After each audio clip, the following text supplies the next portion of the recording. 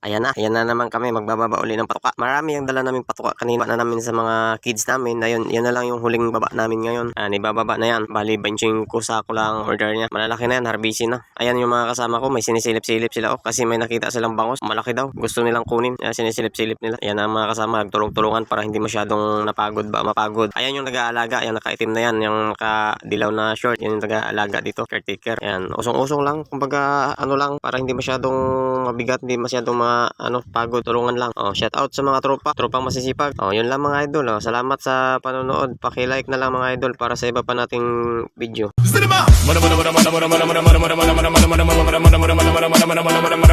Right,